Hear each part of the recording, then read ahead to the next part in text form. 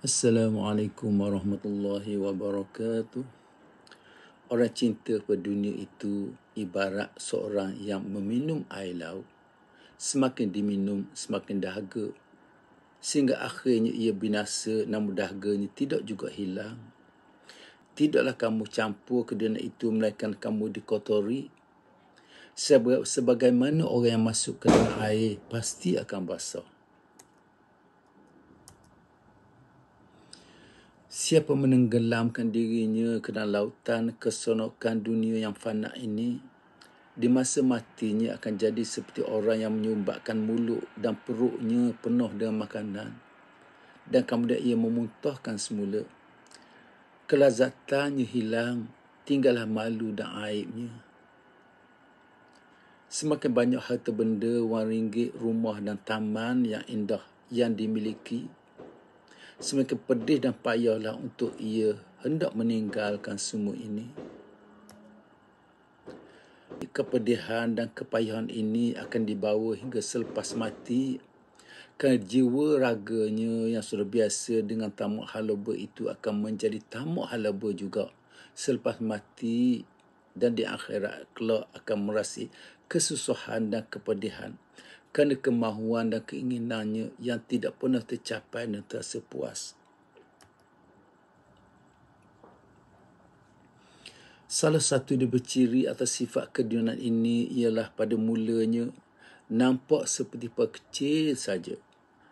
Tapi tiap-tiap perkara yang nampaknya kecil ini akan tumbuh membesar, bercabang dan berdahan hingga tidak terhingga lagi banyaknya. Hingga kehidupan dunia akan menelan dan membalut seluruh masanya dan tenaga kemanusiaannya.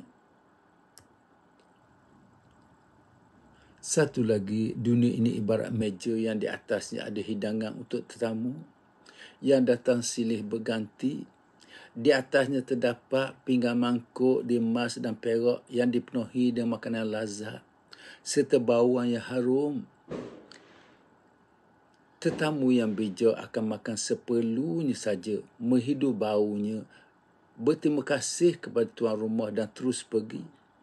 Tetapi tetamu yang bodoh sebaliknya akan berusaha untuk bawa balik pinggan mangkuk emas dan perak. Tetapi malangnya benda-benda itu dirampas balik oleh tuannya dan ia akan ditolak pergi. Maka malu dan hinalah serta putus asa saja yang diperolehinya. Janganlah kamu bertanya kepada orang alim yang mabuk dalam cintanya kepada dunia, kerana mereka akan merampas dari kamu perasaan cinta terhadap Allah SWT.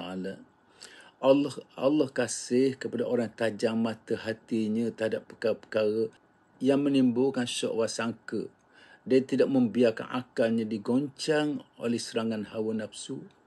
Akal dan pilihan sangat berkait rapat dengan orang yang berakal.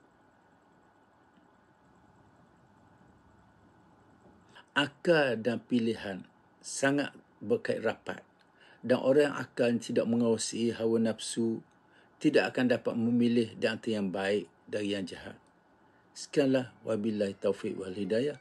Wassalamualaikum warahmatullahi wabarakatuh.